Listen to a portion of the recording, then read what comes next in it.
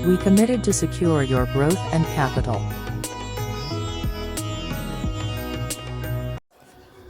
Hello दोस्तों, रिलायंस का AGM meeting complete हो गया है कल 24 सितंबर को।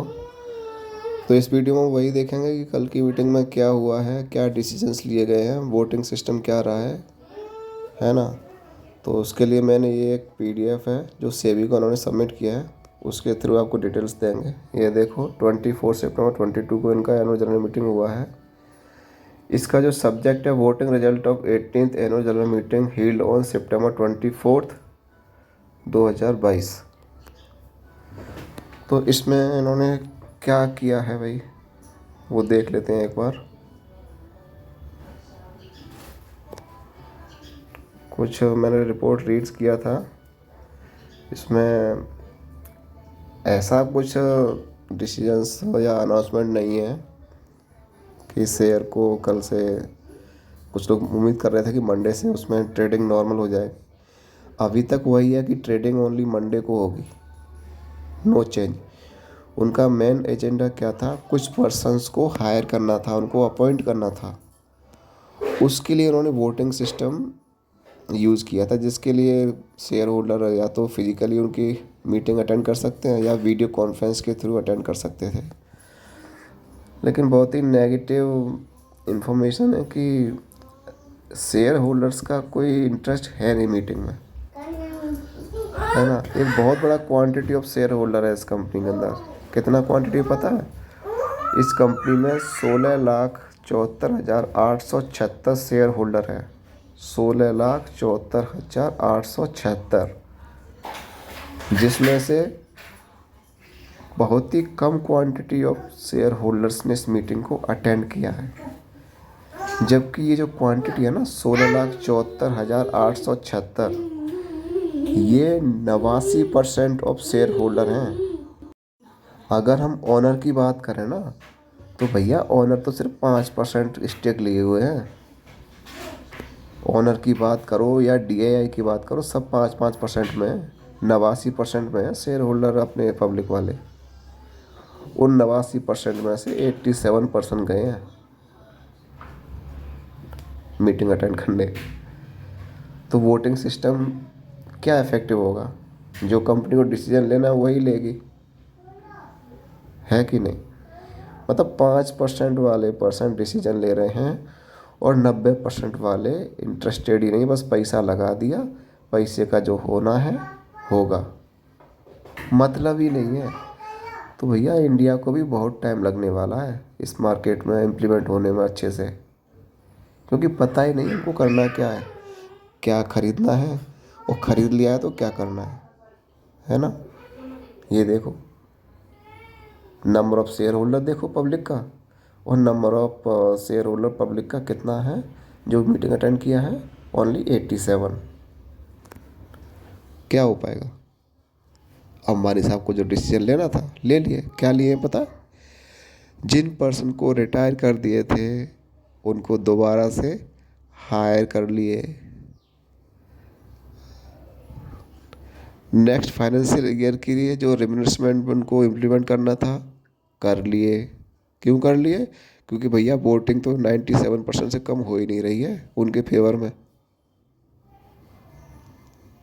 तो लीगली अप्रूव हो रहा है उनका तो डिसीजन। देखो रिपोर्ट में आगे दिखाऊंगा मैं सारा। सिर्फ पैसा लगाने से कुछ नहीं होता है। पहला तो यही सोचो किस कंपनी में पैसा लगाना है, लगाए हो तो थोड़ा इंटरेस्टेड भी रहो। प्रॉब्लम वही है, शेयर खरीदा पर कंपनी के मालिक नहीं समझ रहे खुद को। जब तक ऐसा रहेगा तब तक प्रॉब्लम रहेगा। ये देखो इनका रिजोल्यूशन नंबर 1, इस मीटिंग का रिजोल्यूशन नंबर 1 क्या है? To consider and adopt audited financial statement of the company and the report of the director and auditor, है ना। जो इनका रिपोर्ट्स था, फाइनेंशियल स्टेटमेंट था, उसको कंसीडर किया जा रहा है या नहीं किया जा रहा है, उसके फेवर में आपको वोट करना है, उसके अगेंस्ट में आपको वोट करना है। ये इनका पहला रिजोल्यूशन था जिस पर भैया वोटिंग हुआ है। पता है कितना हुआ है? In this resolution 97 point something 97 point, एक मिनट थोड़ा नीचे लेते हैं इसको, चलो 97 पॉइंट समथिंग परसेंट फेवर में है और 8% समथिंग इनका अगेंस्ट है। तो उनका ये स्टेटमेंट कंसीडर हो गया। ठीक है,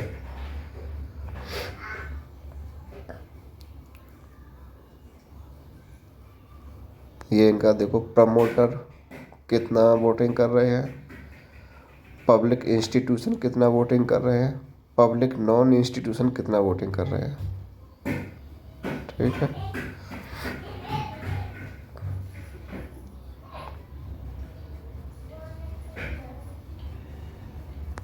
ये इनका, ये देखो इनका परसेंट नीचे दिख रहा है, राइट बॉटम में देखोगे तो आप 91.6071% इनके फेवर में है।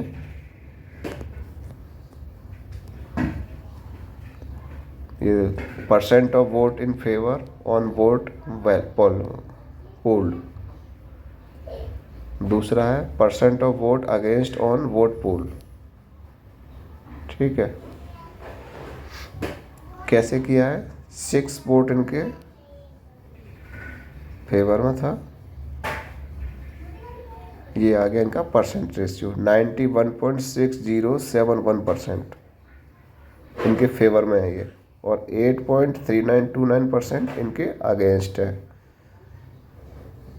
किसके अगेंस्ट है? ये जो स्टेटमेंट इन्होंने कंसीडर करवाने के लिए रिजोल्यूशन दिया है, फाइनेंशियल स्टेटमेंट, उसके फेवर में वो, हाँ जी करेक्ट है, कंसीडरेबल है ये स्टेटमेंट। ठीक है, ये इनका हुआ रिजोल्यूशन 1। अब आते हैं रिजोल्यूशन 2। रिजोल्यूशन 2 में इन्होंने क्या एजेंडा रखा है? To appoint Shri Puneet Garg who retire by rotation as a director.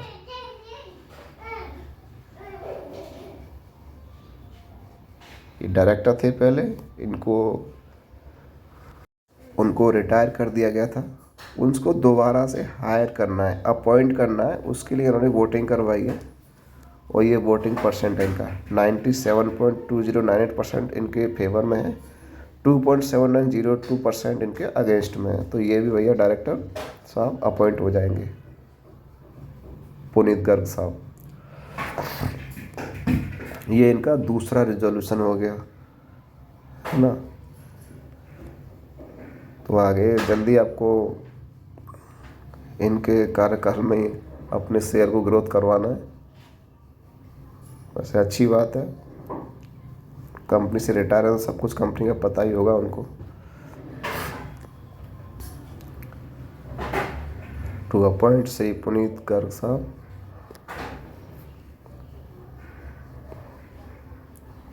ये है।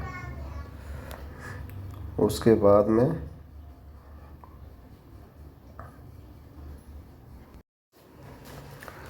अब हम चलते हैं रेजोल्यूशन नंबर 3। इनका तीसरा रिजोल्यूशन क्या है? तो रिजोल्यूशन नंबर 3 में ये लोग क्या चाहते हैं? Rectification of remuneration payable to cost auditor for the financial year ending with March 31, 2023। मतलब अब जो इसके ऑडिटर्स हैं इस ईयर के लिए, फाइनेंशियल ईयर के लिए, उनका जो रेम्यूनरेशन है उसमें इनको रेक्टिफिकेशन चाहिए। कुछ नहीं, सिंपली उनका पैसा बढ़ाएंगे। इसके फेवर में देखो 97 पॉइंट कितना था,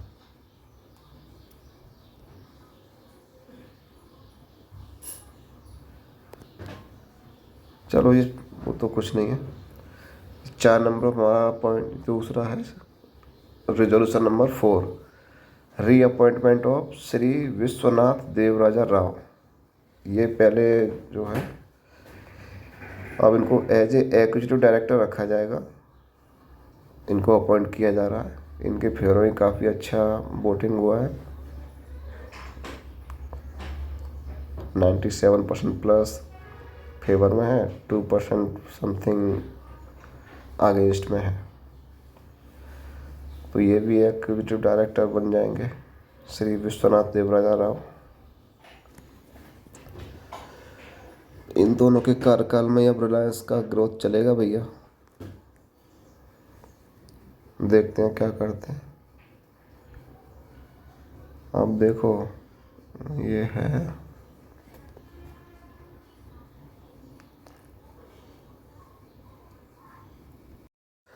तो ये तो हुआ कल की एजीएम मीटिंग की रिपोर्ट्स के बारे में।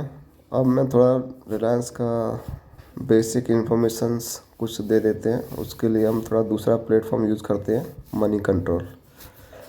वहाँ से आपको बताते हैं कि करेंटली रिलायंस का क्या स्टेटस है, क्या क्या इन्फॉर्मेशन हमको मिल सकता है, देखते हैं।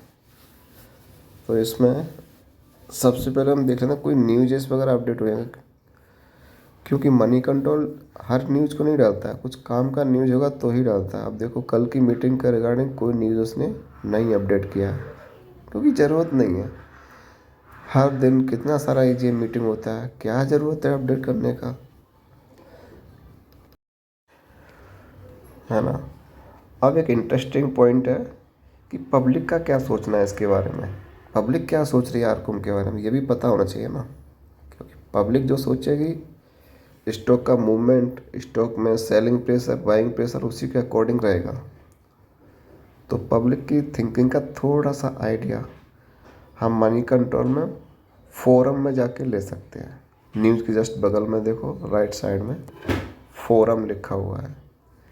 जब फोरम पर हम क्लिक करेंगे तो उनके कमेंट्स दिखेंगे हमको, कौन पर्सन क्या बोल रहा है। अब देखो ये रॉक्स राज क्या बोल रहा है, in short approximate 92% voting in favour of RCom, they are planning value unlocking by selling dead rubber, they also planning make RCom free from any debt and liabilities, big cheese to you all gives. चलो अच्छी बात है राज साहब, ऐसा ही हो। ये भाई साहब कोई हैं आशीष पूछ रहे हैं कि what is the outcome of today AGM. Outcome क्या होगा भैया, एजीएम मीटिंग होती है, वो अपने को डिसीजन लेते, आउटकम थोड़ी आता है उसका। रॉक्स आज काफ़ी एक्टिव है, लगता है अच्छा खासा पैसा लगा के बैठे हुए हैं इसके अंदर। 100 एयर द्वार ये दोनों ठग कहाँ भाग गए, रिलायंस इंफ्रा आर पावर आर कॉम, क्या बात है। चलो ये तो हज़ारों कमेंट्स होंगे, पढ़ना चाहिए इनको भी। कुछ लोग किडिंग करते हैं, कुछ लोग कमेंट्स ठीक भी करते हैं। थोड़ा माइंड सेटअप क्या है लोगों का पता चलता है ना। इसके बगल में बहुत अच्छा इंटरेस्टिंग पॉइंट है, फोरम के जस्ट बगल में देखो रिसर्च, इसके अंदर ये देखो ये बैंक है आईसीआईसीआई डायरेक्ट, कितना अच्छा ब्रांडेड बैंक है, कितना अच्छा रिसर्च टीम है इनके पास। पता नहीं क्या सोच के इन्होंने रिलायंस आरकॉम का टारगेट दिया है 109, है ना। कितना दिया है, थोड़ा बहुत नहीं, 109। अब कैसे पॉसिबल है वो तो यही बताएंगे, इसके पीछे अब क्या उनका स्ट्रेटजी है, क्या सोचा है पता नहीं। लेकिन क्या किया, किस दिन इन्होंने ये रिकॉर्ड किया, डैश डैश, मतलब कब इन्होंने अपडेट किया कोई डेट नहीं पता है, ठीक है। किस प्राइस पे किया, डैश डैश, कोई पता नहीं है। पता कैसे चल सकता है, अब ये जो बगल में पीडीएफ फाइल है, अगर ये ओपन हो जाता है तो हमको कुछ पता चलेगा कि इन्होंने क्या रिसर्च किया ऐसा कि इनको ये स्टॉक 109 जाता हुआ दिख रहा है ना। तो मैं इस पीडीएफ पर क्लिक करता हूँ, अगर ओपन हुआ तो ठीक, नहीं तो ये इन्फॉर्मेशन भी मैनिपुलेटेड है, कोई मतलब नहीं है इसका। है ना। तो जैसा मुझे उम्मीद था वही हो रहा है। देखो बार बार मैं फाइल के ऊपर क्लिक कर रहा हूँ पीडीएफ फाइल पर, वो फाइल ओपन ही नहीं हो रहा है। जब फाइल ओपन नहीं होगा तो क्या रिसर्च किया कोई पता नहीं है, छोड़ो। अब देखो डील्स में बल्क डील, ब्लॉक डील तो कुछ हुआ नहीं है। हाँ, बल्क डील में एक अच्छा चीज़ है, जनवरी के मंथ में, प्रीवियस जनवरी मंथ में एक स्प्रिंग वेंचर करके ऑर्गेनाइजेशन है, डीआईआई इंस्टीट्यूशन, इन्होंने पूरा 1.5 करोड़ शेयर बाई किया था 4 रुपये 23 पैसे पे। एक्चुअली उन्होंने क्या किया है, पहले सेल किया फिर बाई किया है।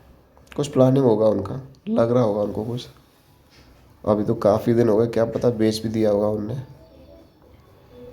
इनसाइडर में देखो, इनसाइडर होता क्या है कि प्रमोटर का कोई एक्टिविटी होता है, प्रमोटर बोलो या फिर कंपनी का एम्प्लॉय बोलो, वो रहता है ना। कॉर प्रोटेक्शन कुछ होता नहीं है इसके अंदर, वही एजीएम मीटिंग का है, वो अपडेट कर रखा है।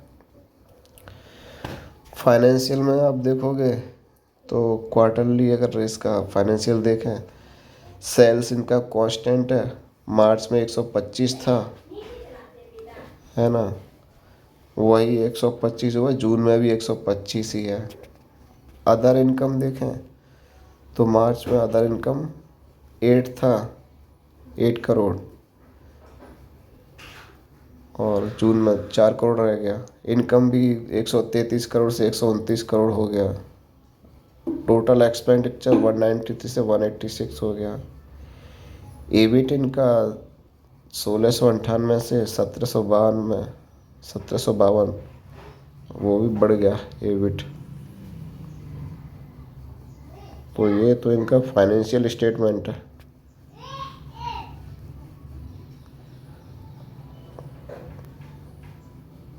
तो ऐसा कुछ खास तो है नहीं इसमें, सबको ही पता है इनका प्रॉफिट नेगेटिव में जा रहा है। एवरी ईयर इनका जो अर्निंग हो रहा है वो नेगेटिव अर्निंग हो रहा है। तो अभी तो बहुत टाइम लग जाएगा रिकवर होने में, क्या पता रिकवर होंगे भी कि नहीं, है ना। ये सब डेटा तो नाम के ही हैं, कुछ काम के नहीं है। अच्छे स्टॉक्स में ये सब देखा जाता है, स्टॉक ही डेड हो चुका है तो क्या देखोगे इसके अंदर फाइनेंशियल। ये इसका शेयर होल्डिंग पैटर्न देखो। आप देखो भैया, मालिक कौन है रिलायंस कम्युनिकेशन का, आप ही बताओ। 90% वाला मालिक होगा या 5% वाला। पब्लिक का स्टेक 89.22% है। जब पब्लिक ने इतना स्टेक ले रखा है तो मालिक पब्लिक हुआ, और पब्लिक वोटिंग में कितना जा रहा है, 87 लोग बस। ठीक है, पब्लिक का स्टेक 89.22%, और यहाँ देखो DII ओनली 4.69%। प्रमोटर ये FI तो कुछ भी नहीं है, 0.1% है। प्रमोटर की बात करें तो उनका 5.18% है, मतलब 10% के अंदर DII और प्रमोटर है। ये दोनों लोग मिलकर के ही सारे डिसीजन लेते हैं, 10% वाले, और 90% वाले खड़े होकर तमाशा देखते हैं अपने पैसों के साथ में नंगा नाच। उनके पैसे के साथ क्या हो रहा है वो 10% वाले डिसीजन लेते हैं।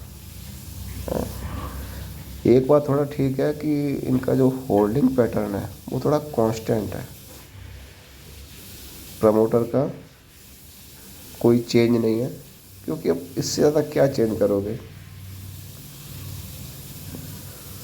पूरा 2021 से लेके अभी तक 5.18% इनका होल्डिंग था, वही बना हुआ है। FII का होल्डिंग थोड़ा सा कम हुआ है, 0.21% से 0.15% चल रहा है करेंटली। तो ज़्यादा कुछ खास अब चेंज नहीं है। DII का भी सेम ही है, 4.72% से 4.69%।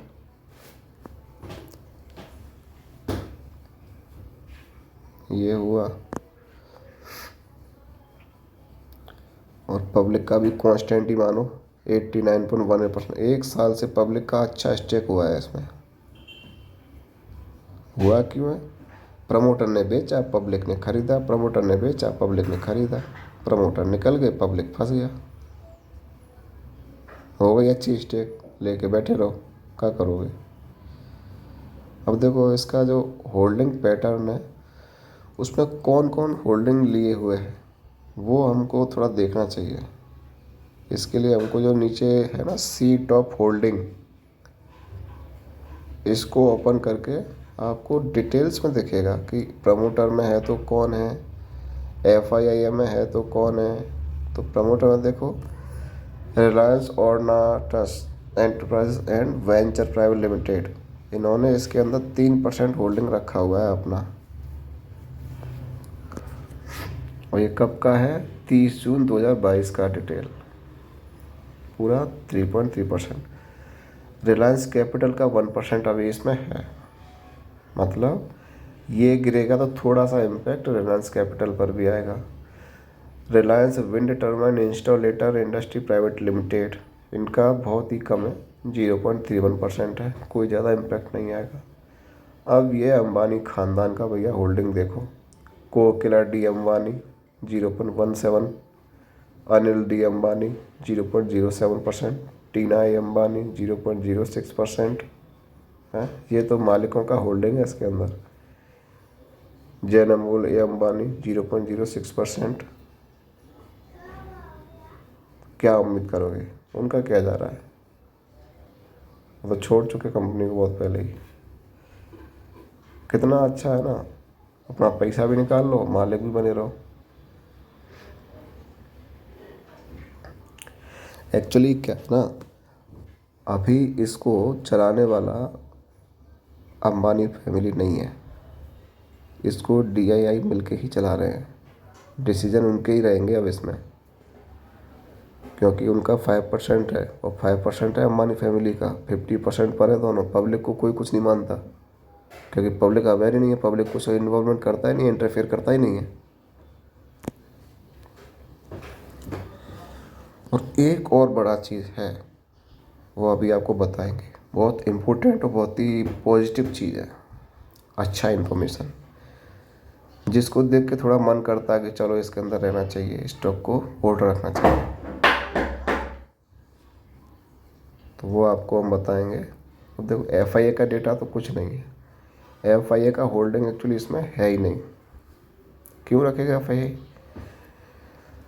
अब बात करेंगे DII की। DII ये है सबसे इम्पोर्टेंट बात, कि कुछ तो है इस कंपनी में जो life insurance corporation of India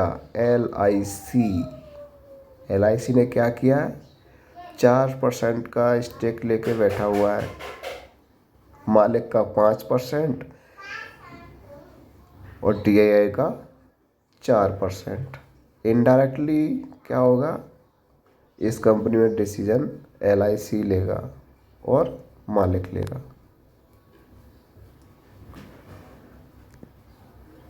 LIC बोले तो इंडियन गवर्नमेंट।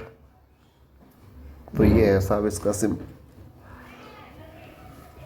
इसलिए LIC कभी नहीं चाहेगा कि ये डीलिस्ट हो, कभी नहीं चाहेगा।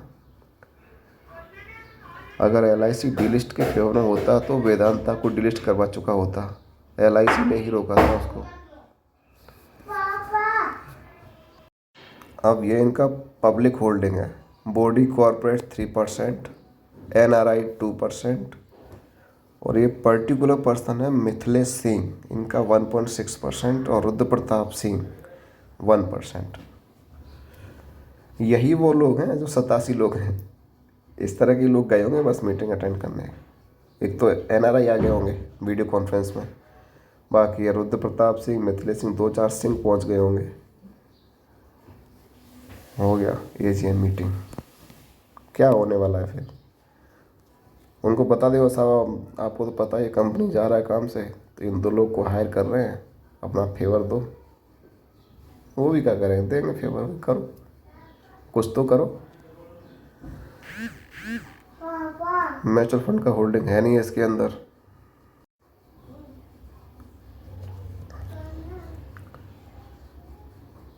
म्यूचुअल फंड का तो कोई होल्डिंग है ही नहीं।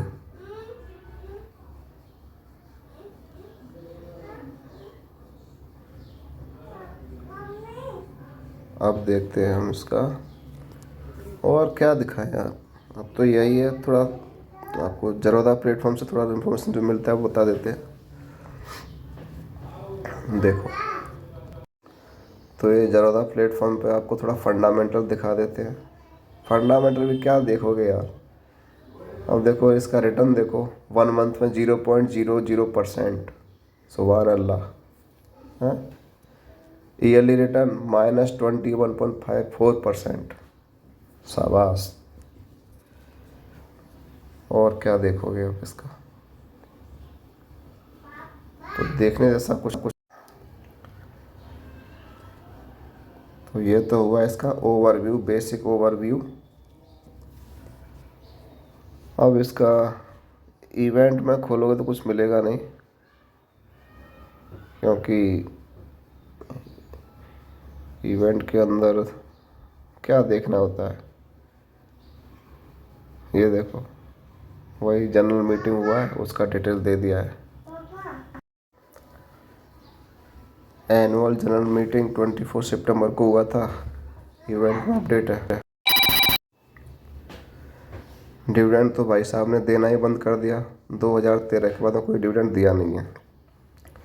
अब देखो, ये एक अच्छी चीज़ है आप लोगों के लिए, स्मॉल केस। स्मॉल केस ज़रूरत में होता है। एक्चुअली इसमें क्या है कि आप पर्टिकुलर सेक्टर के कौन सा स्टॉक अच्छा परफॉर्म कर रहा है वो थोड़ा सा आइडिया लग जाएगा। जैसे हमने रिलायंस कम्युनिकेशन स्टॉक ओपन किया, उसके अंदर स्मॉल केस ओपन किया, तो इसमें हमको ये पता चलेगा कि इस सेक्टर का कौन सा स्टॉक है जो अच्छा परफॉर्म कर रहा है, जिसमें हम इन्वेस्टमेंट कर सकते हैं। तो इस सेक्टर का सबसे अच्छा परफॉर्म करने वाला स्टॉक मेरे को लग रहा है TTML, Tata tele service of Maharashtra. क्यों लग रहा है? क्योंकि ईयरली उसका रिटर्न देखिए, 216.03% उसका रिटर्न है, ईयरली रिटर्न है उसका ये। तो भाई जब पैसा हमको टेली सर्विस में अगर लगाना है तो इसमें लगाओ। क्यों जाने का रिलायंस कम्युनिकेशन में, वोडाफोन में नहीं जाने का ना। टाटा कम्युनिकेशन, रिलायंस, वोडाफोन सब नेगेटिव में चल रहे हैं। टेली सर्विस में अगर पैसा लगाना है तो TTML में लगाओ, भारतीय एयरटेल में लगाओ। देखो भारतीय एयरटेल का रिटर्न देखो, 8.12%। इनमें लगाओगे तो एटलीस्ट आपका पैसा तो सिक्योर होगा। क्यों लगाने का। अब देखो न्यूज़ में भी कुछ खास इसमें है नहीं, तो अब ज़्यादा कुछ क्या बताएं। कल की मीटिंग का कंक्लूजन यही था कि उनको 2% हायर करने थे, और जो ऑडिटर्स थे उनके लिए रेमुनरेशन बढ़ाना था, है ना। अब कुछ लोगों का क्वेरी आ रहा था कि हम स्टॉक जिस प्राइस पे ओपन होता है उसी प्राइस पे हम बाई सेल करते हैं, तो ना तो हमारा बाई होता है ना सेल होता है, ऐसा क्यों है कुछ बताओ। तो थोड़ा सा बेसिक चीज़ें बताऊंगा मैं। ऑर्डर लगाने का एक ट्रिक होता है, वो थोड़ा आपको पता होना चाहिए कि ऑर्डर कैसे लगाएं कि हमारा ऑर्डर इंस्टेंटली एक्विजिटेड हो जाए, बाई सेल हो जाए। तो उसके लिए आपको ज़रूरत प्लेटफॉर्म पर थोड़ा एप्लीकेशन ओपन करके ही बताएंगे। यहाँ तो कुछ खास डिटेल नहीं है। रिलायंस का तो हो गया। अभी फ़िलहाल तो फाइनली कंक्लूजन यही है कि मंडे को ओपन होगा, ओनली वीक में 1 टाइम। और जो लोग इसको बाई या सेल करना चाहते हैं वो 9:01 पर सेल कर सकते हैं, क्योंकि उस टाइम पे कुछ बायर आते हैं अच्छी क्वांटिटी में बाई करने के लिए। तो अगर आप फ्रस्ट्रेट हो, नहीं रखना चाहते, तो उस 1 या 2 मिनट के अंदर आपको सेल करना है। सेल कैसे करना है, किस प्राइस पे ऑर्डर लगाना है, कैसे लगाना है, वो मैं आपको अभी थोड़ा बताता हूँ इसी वीडियो में। वीडियो को बस लास्ट तक देखना, तो आपको समझ में आएगा कि एक्चुअली ऑर्डर प्लेस करते कैसे हैं, क्यों लोगों का ऑर्डर बुक नहीं होता। जबकि बायर सेलर दिखते हैं, कोई बाय भी कर रहा है, कोई सेल भी कर रहा है, बट आपका ऑर्डर नहीं प्लेस हो रहा। नहीं है, कुछ डेट हो रहा, तो कुछ रीज़न है उसके पीछे। चलो आपको एप्लीकेशन पर लेके चलते हैं। तो ये जरोदा में एप्लीकेशन में हमने ओपन कर लिया, वही रिलायंस कम्युनिकेशन ओपन कर लो। चलो ठीक है, अब इसमें समझो। देखो, मान लो कि आरकॉम का प्राइस कल मंडे को 2 रुपये 55 पैसे ओपन हुआ 9 बजे। अब लोग क्या करेंगे, उसका ऑर्डर लगा देंगे 2 रुपये 55 पैसे पे सेल करने का, या 2 रुपये 50 पैसे पे सेल करने का, और उनका ऑर्डर बुक नहीं होगा। कुछ रीज़न है उसका। क्या रीज़न है? क्योंकि वो ये नहीं देखते कि आपको सेल करना है। सेल कब होगा? जब आपके क्वांटिटी को कोई बाई करने वाला होगा, जब और उसी प्राइस पे बाई करने वाला होगा जिस प्राइस पे आप बेचना चाहते हो, तब आपका ऑर्डर बुक होगा। उसके लिए आपको थोड़ा सा ये जो दिख रहा है, ये पिक्चर जो दिख रहा है पूरा, इसको देखो। इसमें नीचे है मार्केट डेप्थ।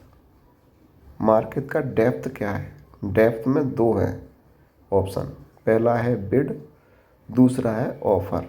बिड मतलब बाई करने वाले, इंटरेस्टेड पर्सन, और ऑफर मतलब सेल करने वाले इंटरेस्टेड पर्सन। इसमें 3 ऑप्शन है, बिड, ऑर्डर, क्वांटिटी। दूसरे में ऑफर, ऑर्डर, क्वांटिटी। तो अगर आपको स्टॉक को सेल करना है तो सबसे पहले ये देखो कि फर्स्ट जो बायर है ना, इसकी बिड प्राइस क्या है। सपोज अगर इसने 2 रुपये 55 पैसे लगाया होगा बिड, तो आपका करंट प्राइस पे सेल हो जाएगा।